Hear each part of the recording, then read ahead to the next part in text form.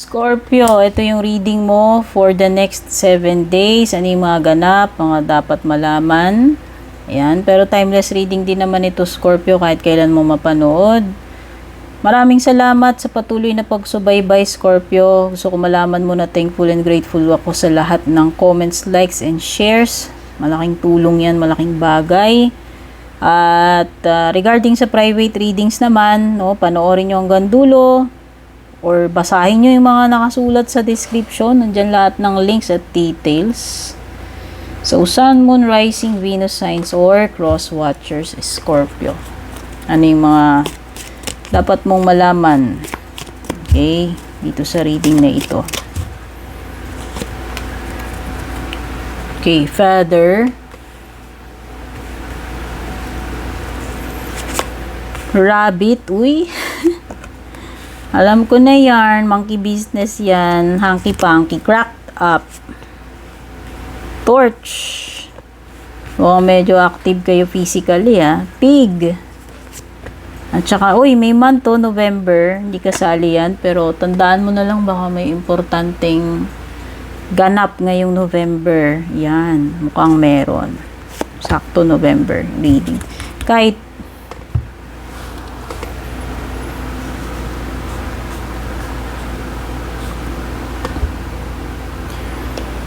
okay.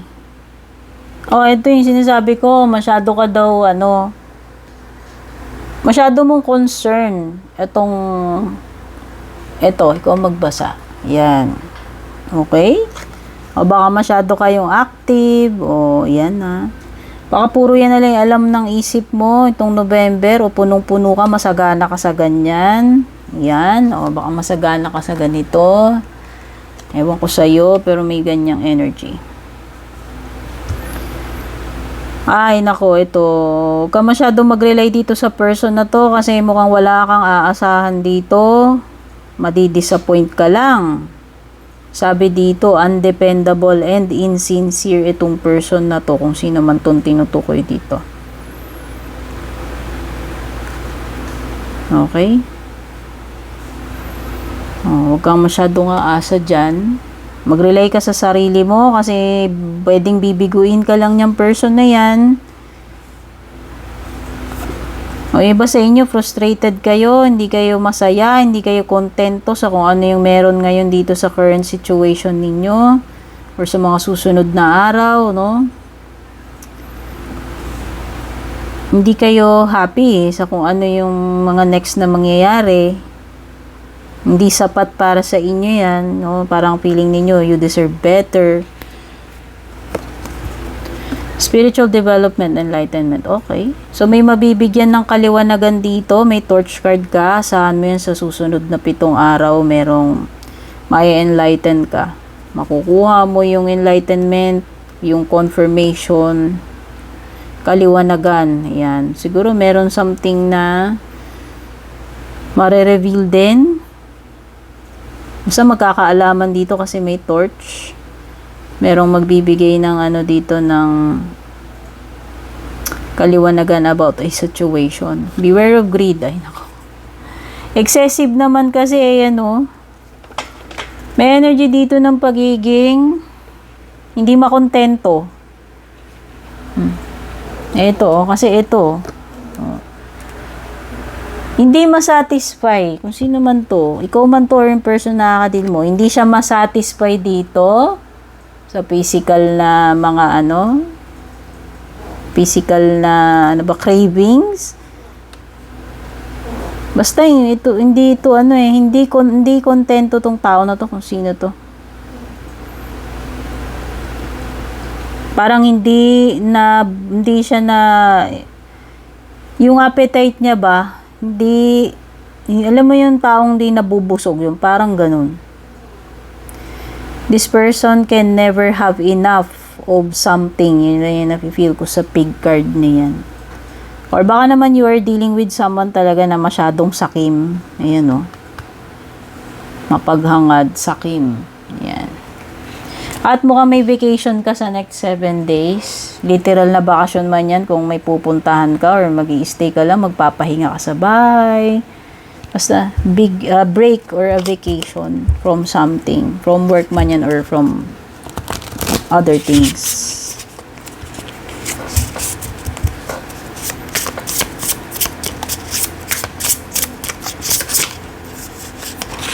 Okay.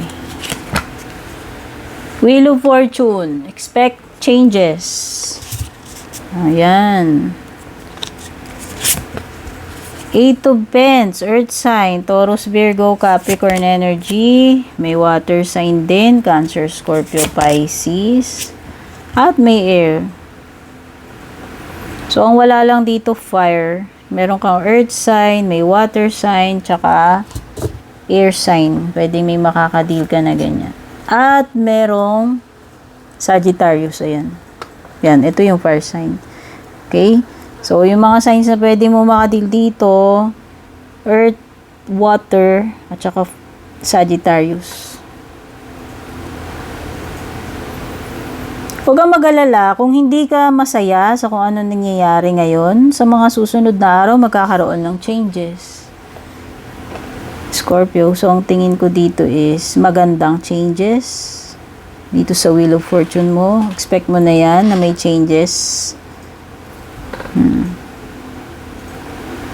Oo, you will be rewarded for your efforts. Nakikita ko naman dito, 8 of Pentacles. Magbubunga naman na maganda yung pinaghirapan mo. Siguro huwag ka lang masyadong, bugnutin o mainipin. Kasi darating naman talaga yung time na aanihin mo tong mga ginawa mong magaganda o nagpakasipag ka for sure. For sure, aanihin mo yan. So, pwedeng itong next 7 days, ito na yung rewards ng yung fruit of labor mo eh.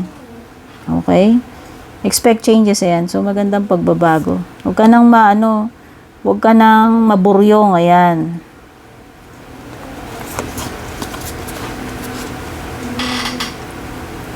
Okay, eventually, mag-i-improve din yung mga bagay-bagay. Yan na nga yung sinasabi ko. Wheel of Fortune and Six of Swords. Kasi Six of Swords is a sign na may magagandang pagbabago or improvement. Magiging better din yung mga bagay-bagay. Okay? So, kung meron kang pinaplanong pag-move, paglipat, ito, nagta-transition ka, biyahe, pwede may biyahe talaga o may vacation. Okay? So, nakikita ko dito, magta-transition na papunta sa mas okay yung sitwasyon mo in the next 7 days.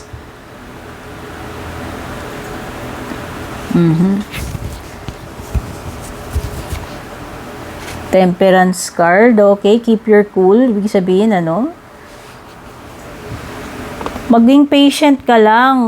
Kasi nga nakita ko nga, nasisense ko yung energy na hindi ka makontento, nabubugnot ka, naiinip ka. Darating ka rin doon. Alam mo, minsan pagka mainipin tayo, lalong nasisira eh. Lalong pumapangit. Okay, yun yung mga taong di makapaghintay. And usually, yung mga taong di makapaghintay, sila yung hindi nagiging successful. Kasi madali nga silang mainip. Unlike dun sa mga tao na consistent sila, matyaga sila, matiisin. So, yun lang naman yan. Whether ikaw yan or yung taong nakakadeal mo. Pero more on sa'yo yan, reading mo yan eh. Okay? Kuha muna tayo sa love life mo.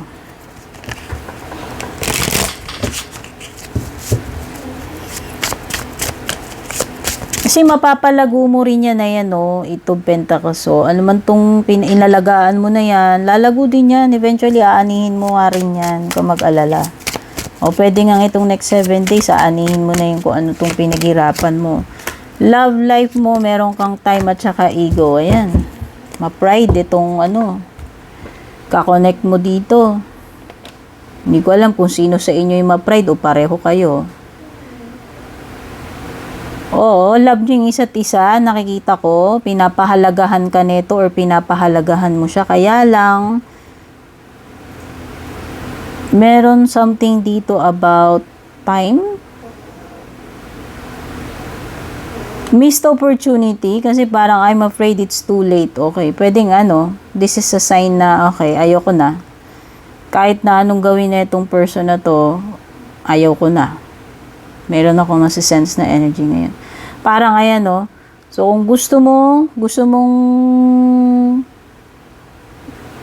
maghabol sa akin, mag-sorry sa akin, or kung ano man yung gustong gawin ng person na yun, parang sinasabi mo, okay, I'm sorry, pero too late na para gawin mo yan. Kahit gawin mo yan, wala na. Parang ganun. Kumbaga, na-miss na yung opportunity, nag-time out na. Ibig sabihin, kung binigyan mo ng palugit, wala na eh. Parang tapos na, ganun. Okay?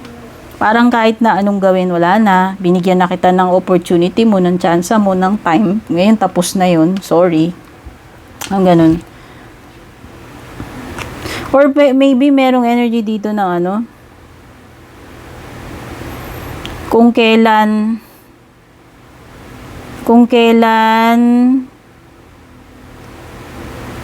gusto na nito or gagawin niya na parang ayaw na nung isa. Oo, parang napagod na sa kakahintay, hindi ko alam. So, parang may something dito, okay, kahit na anong gawin, too late na eh. Hindi na natin maibabalik yan. Hindi na natin maibabalik yung time na nawala. Parang ganun. Kasi, ang inuna dito, pride. Yun yung issue. Oo.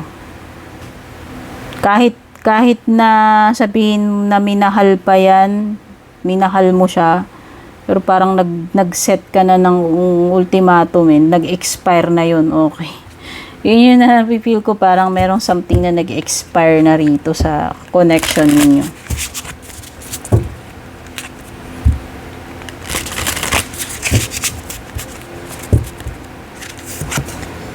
Closing messages mo, home, tsaka success. May mga matters regarding family ngayong November. Oo. Family members, mga kapatid, magulang, mag-asawa, anak-anak, basta may something related sa pamilya or sa bahay. Okay? O baka may mga okasyon, concerns. Uy, success. So, nakikita ko ngayong November mo will be successful. Ayan na, huwag kang mag-alala. Ito. Sabi ko nga, huwag kang mag-alala kasi mare-reward ka naman dun sa pinaghirapan mo. Hindi naman masasayang yung pinagpaguran mo dyan. Ayan na, magiging successful pa rin yung outcome, Scorpio. Okay, Scorpio, ito yung mga nakuha natin sa next 7 days reading mo. Sana nakatulong sa'yo to. Take care. God bless. Babush.